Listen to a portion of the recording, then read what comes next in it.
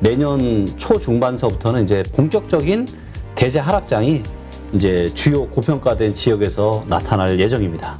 그러니까 뭐가 중요하냐면 생활권이 같이 엮여 있냐, 직주 근접이 가능하냐, 강남, 소초 여기는 가격이 올라가고는 있는데 팔려고 내놓은 매물의 숫자는 지금 계속 많아지고 있다. 무슨 얘기냐면 입주 물량 하나만 가지고 의사결정을 하는 거는 성격만 보고 결혼하는 거랑 비슷한 거다. 네, 오늘 모신 분은 리치고 대표이시죠? 김기원 대표 모셨습니다. 안녕하세요. 네, 안녕하세요. 오랜만에 뵙는데 네. 얼굴이 많이 좋아졌어요. 네, 살이 좀 쪘습니다. 요즘 뭐 사업이 아주 번창하고 있다고 소문이 쫙 나가지고. 아닙니다. 네, 근데 그 바쁜 와중에 이번에 또 책을 내셨네. 네, 네. 빅데이터 부동산 투자. 네. 네. 2022에서 2023년 대전망. 네. 근데 사실 네. 그 요즘 부동산 가지고 말이 많잖아요. 말들이 윤석열 그 새 정부 들어서면서 네.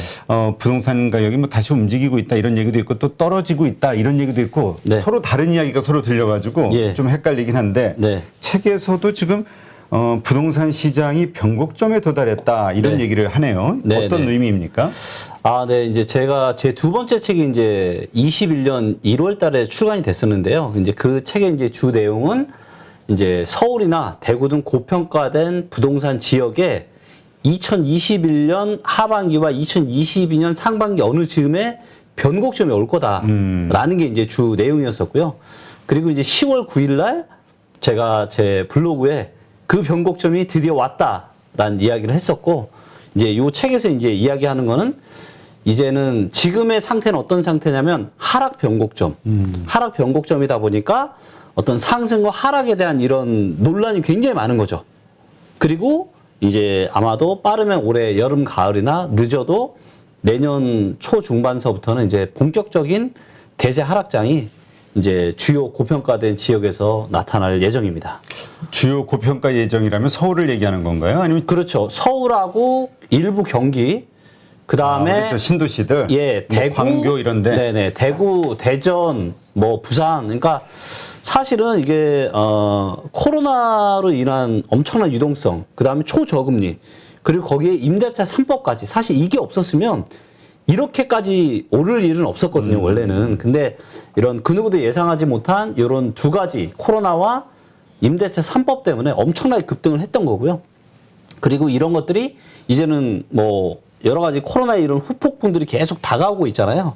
그래서 지금 이제 변곡점이 나타나고 있는 거고, 다만 아까 이제 말씀하셨던 것처럼 지금 새 정부 들어서 기대감이 있다 보니까 거래량도 늘고 있고 상황이 다시 좋아지는 지역도 있어요. 그래요? 예. 그리고 이게 데이터의 출처에 따라서 좀 다릅니다. 그러니까 부동산에 대한, 그러니까 주식은 가격이 하나밖에 없잖아요. 그렇죠. 부동산은 가격이 굉장히 여러 가지 가격이 있어요. 같은 지역의 부동산 물건, 아파트 단지를 하더라도 네. 팔리는 가격이 다 다를 수 있으니. 그것도 그렇고요. 그러니까 호가라고 해서 부르는 가격, 집주인이 나 얼마에 팔 거야, 이 가격이 있고 실제로 거래되는 실거래 가격이 있고요. 그 다음에 대부분들이 보는 통계가 KB 부동산 지수 통계라는 게 있어요. 이게 뭐냐면 요거는 이제 호가, 공인중개사분들이 가격을 입력한 호가 데이터고요.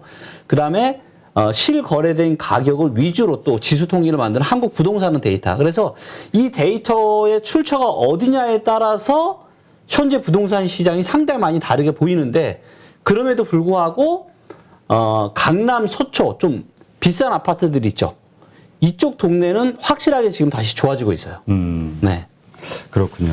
자, 그렇다면 네. 지금 올 여름 네. 혹은 뭐 내년 봄? 네. 요 사이에 네. 거대한 변곡점, 그러니까 엄청난 대세 하락이 있을 수 있다라고 생각하는 근거는 뭡니까? 그래도 데이터로 봐야 되잖아요. 네. 데이터로 한번 보여드리겠습니다. 일단 굉장히 여러 가지 것들이 있는데요. 일단 화면을 좀 통해서 보도록 하겠고요. 요거는 이제 니치고 앱이라고 해서 이제 저희 회사가 서비스하고 있는 내용이고요. 여기 이제 보시면 이 분석 탭에 가서 보시면 여러 가지 이제 경제 관련한 이런 데이터들이 있는데, 요거 이제 보시면 요 파란색, 이 주황색 선이 뭐냐면 대한민국 아파트의 전체 시가총액이고요. 까만색이 통화량입니다. 그리고 요 위에 게 통화량 대비 아파트 시가총액 비율을 보여주고 있는 데이터입니다. 보시는 것처럼 기본적으로 부동산은 오를 수밖에 없다는 이런 이야기를 하잖아요. 그렇죠. 근데 그게 왜 그러냐면 돈의 총량이 계속 늘어나거든요. 돈의 총량이 늘어나니까 근데 부동산의 총량은 안 늘어나잖아요. 거의 그렇죠. 안 늘어나거든요. 그렇기 때문에 서로 바꾸려면 더 많은 돈을 주고 그래서 돈이 늘어나는 속도만큼 거기에 맞춰서 부동산 가격이 올라가는 게 맞다. 그러다 보니까 요 주황색과 까만색이 거의 비슷하게 움직여 왔어요. 그동안. 그러다가 이제 2020년 코로나가 촉발이 되고 엄청난 유동성이 풀리면서 보시는 바와 같이 통화량보다 아파트 시가총액이 불이 붙었죠. 확 올라갔네. 네, 확 올라갔죠. 그러면서 요 파란색 선, 얘가 그래프거든요. 직전에 이제 금융위기 전에가 2007년 1월 달에 고점인데 이때가 통화량보다 아파트 시가총액이 21% 정도 많았습니다. 그런데 지금은 얼마가 많냐면 46%, 146이라고 써 있죠. 지금 46%가 더 많아요. 그런데 때로는 통화량보다 밑에 있거든요. 아파트 시가총액이. 그때가 이제 2004년, 5년이 그랬고, 그 다음에 2012, 13, 요때가 이제 또 100% 미만이었어요. 그렇다면 지금은 통화량 대비해서 역사적으로 가장 많은 거품, 46% 정도의 거품이 있다고 우리가 알 수가 있고, 그 다음 요거는 이제 GDP 대비해서 아파트 시가총액 데이터인데, 이거 보셔도 2007년에, 8년의 고점보다 훨씬 더 지금이 높죠. 그래서 GDP 대비해서도 엄청나게 지금 고평가가 많이 되어 있다. 그래서 가장 큰 문제는 뭐냐면 이 코로나로 인한 유동성과 초저금리를 만들어버렸죠. 기준금리를 한국 같은 경우는 0.5로 낮춰버렸잖아요. 그러다 보니까 이것 때문에 주식, 코인, 부동산, 뭐 상업용 부동산 거의 모든 자산에 엄청난 투자 광풍이 불었던 거죠. 그렇죠. 네. 그러면서 말도 못할 정도로 엄청나게 가격이 많이 올라가 버렸고요. 그래서 앞으로 이제 대세 하락이 올 가능성이 많다라고 데이터가 이야기하는 가장 큰 이유 중에 하나는 뭐냐면 본질적인 가치 대비해서 너무 높아요. 그래서 통화량 대비해서 사람들의 소득 대비해서 그다음에 실제 사용 가치 전세 대비해서 너무 고평가가 가장 큰 문제이고요. 그다음에 그럼에도 불구하고 더 고평가 될 수 있어요. 하지만 지금 이제 최근에 굉장히 많이 나오는 뉴스들이 뭐냐면 이제 기준금리가 빅스텝. 그렇죠. 근데 올라가는 것이 문제가 아니라 엄청나게 빠른 속도로 올라가고 있다는 거 지금 속도가 문제라는 거죠. 주식 시장이 많이 흔들리잖아요. 맞습니다. 네, 그렇기 때문에 지금의 상황은 마치 언제와 유사하다라고 저는 보여지냐면 2008년의 초중반과 유사한 상황이다. 물론 그렇다라고 뭐 금리가 생길 거다 이런 말씀을 절대 드리는 건 아닙니다. 그런 일이 생길지 안 생길지는 그 누구도 모르죠. 그렇죠. 하지만 우리가 한번 돌이켜 보자고요. 자, 저는 대중들이 투자의 광풍에 2020년, 21년 말고 언제 사람들이 부동산 못 사고 집 못 사가지고 주식 못 사서 난리가 났었냐면 2007년이에요. 그때 2007년에 줄 서서 펀드 가입했거든요. 그렇죠. 그때 펀드가 역사상 최고점 찍었죠. 네, 맞습니다. 그리고 줄을 섰어요, 진짜 펀드 가입하려고. 그리고 수도권 부동산 시장이 최근처럼 엄청 많이 올랐기 때문에 집 못 사서 또 난리가 났거든요. 그런데 2007년 말부터 분위기가 좀 바뀌었고 주가는 계속 떨어지는데 개인들은 계속 사고 있었고 그다음 부동산 시장도 여전히 인천이나 좀 이런 수도권 외곽 쪽으로 여전히 불이 타오르고 있었어요. 근데 지금 상황을 봐도 2020년, 21년에 사람들이 주식 투자에 엄청나게 광풍이 일었고 그다음 부동산에도 이제 엄청난 광풍이 일었잖아요. 그리고 주가는 계속 떨어지고 있는데 외국인과 기관은 파는데 개인만 계속 사요. 이런 현상이 2008년과 너무 똑같다. 그리고 금리는 정말 상상을 할 수 없을 정도로 지금 엄청나게 빅스텝으로 지금 올라가고 있는 상황이고요. 그래서 많은 사람들이 2020년, 21년 초저금리 때 영끌에서 정말로 대출을 일으켜서 정말 많은 투자를 했잖아요. 그렇죠. 그래서 지금 대한민국에는 GDP 대비해서 역사상 그 어느 때보다 많은 대출을 가지고 있어요. 그래서 원래 이런 문제가 없다라면 어떤 이런 충격이 안 올 수도 있는데 너무 많은 대출이 있고 근데 대출 금리는 급격하게 올라가고 있고 이런 상황이다 보니 올해 여름 가을서부터는 상당히 이제 본격적인 충격파가 좀 올 수 있다. 네, 이렇게 예상하고 있습니다. 네. 근데 이제 사실 그 부동산의 그 어떤 거대한 변곡점, 네. 그때 일어나는 현상으로 많은 분들이 거래량의 급격한 변화, 그러니까 맞습니다. 거래량이 갑자기 확 줄거나 네. 거래량이 확 늘거나 이것이 상승하고 떨어지고의 네. 그 변곡점이라고 보는데 네. 최근에 가장 그 지표로 봤던 게 하락을 이야기했던 분들이 이야기하던 게 이제 거래량이 확 줄었다. 네. 근데 지금 다시 늘고 있잖아요. 근데 아까 말씀하셨듯이 이건 일시적인 현상으로 봐야 될까요? 아, 네. 그 부분은 정확하게 데이터를 가지고 제가 말씀을 좀 드리도록 하겠고요. 자, 여기 이제 보시면 일단 수도권 먼저 말씀을 좀 드리겠습니다. 네. 서울을 좀 보도록 하겠고요. 이 데이터가 이제 서울에, 좀 꺼내서 서울에 이제 거래량, 요 막대 그래프가 서울의 거래량 데이터고요. 그 다음에 요 파란색 선 있죠. 네. 요게 매물입니다. 서울의 아파트를 팔려고 내놓은 물건들. 그런데 이제 보시면 지금 막대 그래프가 아주 조금 올라왔죠. 아주 조금 올랐어요. 그러니까 거래량이 는 거는 맞는데 미미하다. 정말 눈곱만큼 올라왔고요. 아, 이걸 확 줄었네. 네. 그렇죠? 이거를 좀 더 기간을 제가 한 10년 정도를 볼게요. 네. 지금이 보시는 것처럼 거래량이 역사상 가장 작은 수준이에요. 아, 그러네요. 네, 굉장히 거래량이 작은데 문제는 뭐냐면 이 팔려고 내놓은 매물들 계속 늘어나고 있다는 거죠. 아. 그러니까 매물은 늘어나는데 거래량이 거의 없다는 얘기는 무슨 얘기죠? 누가 없는 거예요? 살 사람이 없다는 살 사람이 없는 거죠. 네, 살 사람이 없는 거예요. 이게 이제 현재 서울의 상황이고요. 자, 그러면 이제 인천하고 경기도도 한번 보도록 하겠습니다. 경기도는 참 광교가 어마어마하게 올랐던 걸로 제가 기억이 되는데. 네, 맞습니다. 자, 경기도도 보니까 어때요? 경기도도 최근에 거래량이 아주 살짝 늘었죠. 늘었지만 매물이 늘어나는 속도는 정말 엄청나죠. 그러네요. 네. 그리고 인천을 보겠습니다. 인천도 어떻죠? 거의 유사한 상황입니다. 전국적으로 다. 그 매물은 지금 저렇게 쌓여 있다는 거군요. 네, 계속 지금 팔려고 내놓은 사람들이 늘어나고 있다는 거죠. 네. 그러니까 분명히 거래량이 는 거는 맞습니다. 근데 아주 미미하고요. 근데 실제로 가격이 또 올라가는 지역도 있어요. 강남, 서초 여기는 가격이 올라가고는 있는데 나머지 지역들은 대다수는 가격이 여전히 하락을 좀 하고 있고 그리고 팔려고 내놓은 매물의 숫자는 지금 계속 많아지고 있다. 자, 이렇게 대세 하락을 이야기하는 근거 데이터로 이제 네. 지금 거래량을 얘기하셨는데 네. 이거 하나만 우리가 믿을 수 있을까요? 아, 이거 하나만 믿으면 안 되죠. 그러니까 네. 그래도 좀 다양한 어떤 신뢰성 있는 데이터들이 종합적으로 네. 이런 어떤 네. 지표를 보여야 네, 맞습니다. 그래도 확신할 수 있을 것 같아요. 네, 맞습니다.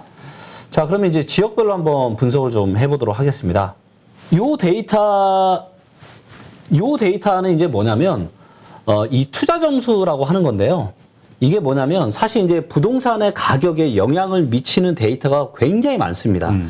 인구수, 세대수, 일자리, 입주 물량, 미분양, 가격, 저평가 정도 굉장히 많은 요인들이 들어가거든요. 근데 일반인 분들이 이런 데이터들을 해석하면서 전망을 한다는 게 사실 거의 불가능에 가깝잖아요. 그래서 어떻게 하면 일반인 분들이 쉽게 이거를 좀 인식시킬 수 있을까? 그래서 저희 회사에 이제 인공지능 기술을 결합을 해서 하나의 점수로 만든 거예요. 부동산에 영향을 미치는 모든 데이터를 다 긁어 모아서 하나의 점수로 만든 게 이 투자 점수라고 하는 겁니다. 그래서 이 투자 점수가 좋을 때, 이럴 때 투자를 하면 좋아요. 이제 보시면 아시겠지만 이때가 언제죠? 이때가 뭐 13, 14, 15, 16, 17, 한 17년 말까지도 18년 초까지도 괜찮았어요. 그런데 지금은 역사적으로 가장 낮은 수준입니다. 지금 서울이. 그렇죠? 그래서 투자하기에 지난 2008년부터 이 데이터가 있기 때문에 지난 14년 중에서 투자하기에 가장 안 좋다. 하지만 그 저 지표를 보면 네. 그 뭐 18년, 19년도 안 좋게 계속 하향선이었지만 네. 사실 20년, 21년 뭐 계속해서 올랐잖아요. 올랐죠. 그러니까 저거의 위치와 상관없이 집값은 오른 거 아닌가요? 올랐죠. 근데 이제 뭐냐면 요게 이제 좋음이 있고 보통이 있고 유의가 있는데 지금 유의까지 들어왔어요. 아, 유의 단계까지. 예, 들어왔다. 유의 단계까지. 그래서 지금 상황이 별로 좋지 않고 14년 중에서 가장 안 좋은 상황이다. 그리고 이제 전세 대비 저평가라고 해서 실제 사용 가치인 전세 대비해서 매매가에 얼마나 거품이 있느냐를 보여주거든요. 근데 얘를 봐도 여전히 이 데이터가 2017년 5월 달까지 저평가했어요. 네. 그런데 지금 역사상 가장 안 좋은 33.6%, 즉 매매가가 실제 사용가치인 전세 대비해서 30% 넘는 고평가 상태라는 거예요. 네. 자, 그리고 주택 구매력 지수라고 해서 이 데이터가 정말로 중요한 데이터인데요. 자, 여기에는 주택 담보대출 금리, 사람들의 소득, 아파트 가격, 요게 다 들어가 있어요. 그래서 만약에 이제 저한테 공공 데이터 중에서 딱 하나만 찝어서 어떤 데이터를 보면 되냐? 요것만 보면 돼요. 집 사실 때. 주택 구매력 지수. 얘가 이렇게 좋음일 때 사시면 되는데 지금은 보통도 아니고 유의 중에서 가장 안 좋아요. 가장 내려와 있는 단계네요. 예, 이거를 전체로 한번 보겠습니다. 그리고 얘를 지수 흐르면 같이 한번 볼게요. 자, 이제 보시면 요 이제 파란색 선이 주택 구매력 지수고요. 예. 얘가 이제 높을 때 투자하면 좋은 거예요. 그리고 요 빨간색 선이 아파트 가격입니다. 예, 제일 높았을 때가 언제죠? 2015년 3월. 그때 서울의 아파트가 돈 벌었죠. 예, 바닥 쳤을 때가 주택 구매력 지수가 굉장히 높죠. 그러니까 이럴 때가 좋아요. 그런데 지금 어때요? 서울의 아파트 가격은 천정부지로 올라가 있고 주택 구매력 지수는 2007년 8년보다 훨씬 더 안 좋아요. 네. 자, 그리고 이제 마지막으로 이제 입주 물량을 얘기들을 많이 하시잖아요. 그렇죠. 네. 그러니까 암만 그래봐야 어쨌든 네. 물건이 없는 거 아니냐. 그렇죠. 그러니까 가격도 오를 수밖에 없냐. 이게 맞습니다. 논리잖아요. 네. 그래서 입주 물량이 없으니까 새 아파트가 없으니까 계속 올라갈 수밖에 없지 않냐 이렇게 주장을 하시고 얼핏 들어보면 네, 맞는 얘기입니다. 자, 그런데 입주 물량은 어떻게 데이터를 좀 보셔야 되냐면, 자, 지금 예를 들면 인천에 지금 입주 물량이 굉장히 많은데 인천의 입주 물량이 서울에 영향을 미칠까요? 안 미칠까요? 아무래도 좀 미치지 않을까요? 미치겠죠. 네, 수도권이니까 그래도. 그렇죠. 왜? 그러니까 뭐가 중요하냐면 생활권이 같이 엮여 있냐, 직주 근접이 가능하냐. 그런데 인천과 서울은 출퇴근이 가능한 거리죠. 그렇죠. 그렇죠. 그래서 출퇴근이 가능한 수도권을 같이 묶어서 봐야 됩니다. 입주 물량 전체를. 네. 서울만이 아니라. 그렇죠. 자, 그러면 요 데이터가 명확하게 이제 보이는데, 자, 보시면 2011년, 12년, 13년, 14년 이때 서울의 수도권의 입주 물량 매우 작았죠. 그러네요. 그리고 17, 18, 19년 상당히 많았습니다. 그리고 22년, 23년, 24년이에요. 그리고 24년 말부터 25년은 물량이 추가될 수 있습니다. 네. 자, 그럼 이렇게 놓고 봤을 때 올해와 내년이 입주 물량이 정말로 작나요, 수도권에? 글쎄요. 그렇게 작아 보이지 않죠. 네. 예, 지난 20년의 평균치 정도 되거든요. 아, 지금. 예. 자, 그리고 제가 이제 입주 물량에 대한 환상을 제가 이제 확실하게 제가 깨워 드릴 텐데, 자, 이 수도권 시장에서 입주 물량이 가장 작았을 때는 언제냐? 이때. 13년. 예, 11, 12, 13, 14년까지. 그런데 수도권 시장의 대세하락이 언제 왔죠? 이때 왔어요. 적을 때 오히려 물량이 많지 않았는데도. 네, 적을 때. 그리고 기억나시는지 모르겠지만 2017년 파리 대책이 처음으로 정부가 규제를 하고 나서 수도권의 입주 물량이 굉장히 보시는 것처럼 많았잖아요. 네. 그래서 부동산 전문가 분들의 80%가 뭐라 그랬냐? 수도권 아파트 못 오른다. 이제 정부가 규제를 하고 입주 물량이 이렇게 많기 때문에 못 올라간다. 얘기했지만 어떻게 됐죠? 올랐죠. 네, 올랐습니다. 그러니까 올랐네요. 무슨 얘기냐면 입주 물량 하나만 가지고 의사결정을 하는 거는 성격만 보고 결혼하는 거랑 비슷한 거다. 아, 성격만 보고 결혼하면 안 돼요? 안 되죠. 뭐 보고 결혼해요? 아, 능력도 봐야 되고 체력도 봐야 되고 여러 가지 같이 봐야죠. 그렇군요. 네. 아, 몰랐습니다. 아, 네. 네. 네네. 그러니까 조 데이터, 네. 그러니까 입주 물량이 많다 적다 이것만 가지고 시장 너무 쉽게 판단하지 말자. 그렇죠. 플러스 서울만 작지 경기도와 인천을 다 묶은 수도권은 절대 작지 않다. 네, 이 말씀을 드리고 싶은 겁니다. 그러나 지금 저렇게 물량이 작지 않은 물량이 나오지만 네. 그렇다고 해도 네. 그렇기 때문에 네. 대세 하락 네. 아까 그 내놓는 물량도 많아지고 네. 이런 입주 물량도 새로 네. 더해지고 네. 했을 때 이게 가격 대세 하락을 이끄는 원동력이 될 것이다. 이렇게 봐야 된다는 건가요? 그러니까 일단은 상당히 지금 고평가 되어 있고요.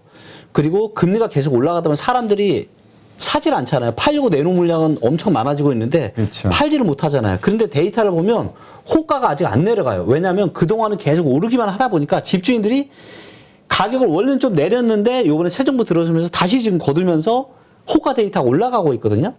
근데 이제 아는 거죠, 다들. 이제 아마 여름 지나고 실제로 그 대출 금리가 많이 올라가게 되면 이거 분위기가 뭔가 아닌데 하면서 이제 호가를 낮추시는 분들이 나타나게 될 거고, 그렇게 되면 이제 본격적으로 하락이 나타날 거고요. 이게 이제 수급 데이터라고 하는 게 있는데, 수급 데이터로 이제 명확하게 보입니다. 자, 이제 보시면 요게 이제 수급 데이터라고 하는 거고요. 예를 들면 서울을 한번 클릭을 해보겠습니다. 자, 그러면 이제 서울에 수급이 보이는데, 요 파란색 선이 뭐냐면 요게 팔려고 하는 매도세, 빨간색 선이 매수세예요. 자, 지금 매수세 조금 살아났죠? 아주 조금 살아났죠? 그러네. 매도세도 아주 조금 줄었죠? 그런데 상황이 지금 많이 바뀐 것처럼 보이나요? 아니죠. 뭐 해봐야 양이 크지 않다. 그렇죠. 별로 상황 그렇게 크지 않다. 네, 거기다가 실제 수요는 전세 수급마저도 지금 계속 좀 떨어지고 있고 상황이 그렇게 좋지 못해요. 지금 이건 우리 지금 4월달 데이터인가요? 예, 가장 최신 데이터고요. 예, 4월 중순 데이터입니다. 그리고 경기도도 보시면 경기도도 비슷한 상황이고요. 경기도도 어떻죠? 예, 경기도 최근에 다시 매도세 다시 늘어났죠. 네, 인천도 마찬가지입니다. 예, 그래서 수도권 전체적으로 지금 살려고 하는 사람은 거의 없다. 팔려고 하는 사람은 잔뜩 깔려 있다. 그러다 보니까 거래량이 뭐 늘었다고는 하지만 정말 아주 미미하게 는 상황이고요. 그런데 지금 앞으로 우리가 걸어가야 할 이 경제 상황들은 정말로 녹록지 않다. 네. 그렇군요. 그렇다면 이제 그 대세 하락이 시작이 됐을 때 그 대세 하락이라고 말할 때의 그 하락폭 이거는 어느 정도로 예상을 하시나요? 아, 네. 그 부분도 이제 우리가 데이터로 좀 가늠을 좀 해봐야 되는데요. 자, 먼저 이제 통화량 대비한 이 데이터를 보시게 되면 지금 46% 정도 고평가가 되어 있거든요. 그런데 앞으로도 통화량은 늘겠죠. 통화량은 늘면서 시가총액이 떨어지겠죠. 네. 그래서 아마도 그러면 한 30에서 35% 정도 떨어져야 통화량과 비슷해지지 않을까. 통화량과 비슷한 단계까지는 내려와야 된다라고 봤을 때. 그렇죠. 그리고 역사적으로 봤을 때 통화량 밑으로 내려온 적이 2005년부터 두 번이 있어요. 2004년, 5년이 그랬고 2012, 13, 14, 15년이 그랬고요. 그래서 통화량보다 아파트 시가총액이 내려오는 시기가 있었다는 건 앞으로도 또 있을 수 있다는 얘기잖아요. 네, 그렇죠. 역사는 반복이 되는 경향이 있기 때문에, 그래서 만약에 그렇게 된다면 이 아파트 시가총액 대다수를 차지하는 건 수도권 시장, 그리고 광역시. 그래서 이 지역들이 한 30에서 35%. 그렇다면 우량 아파트, 초우량 아파트 같은 경우는 한 10에서 20% 정도. 역세권. 네. 그리고 조금 인기가 없고 이런 아파트들 같은 경우는 뭐 많게는 한 40% 정도까지도 떨어질 수 있는 가능성을 저희가 데이터를 통해서 엿볼 수 있다. 이렇게 말씀드릴 수 있겠습니다. 알겠습니다. 네. 하여튼 그 뭐 데이터가 이렇게 나온 거니까 예, 그럴 가능성이 일단 데이터로는 크다라고 이야기해 주는 거고, 이것을 이제 어떻게 우리가 참고하냐. 요거는 이제 우리 방송 보시는 분들 그렇죠. 예, 좀 더 이거를 팩트 체크를 해가면서 감안을 해보시면 되겠네요. 네. 누구나 1시간 안에 200개 종목에서 좋은 종목을 고를 수 있는 그런 능력을 배양할 수 있도록 제가 도와드리려고 그렇게 하고 있습니다.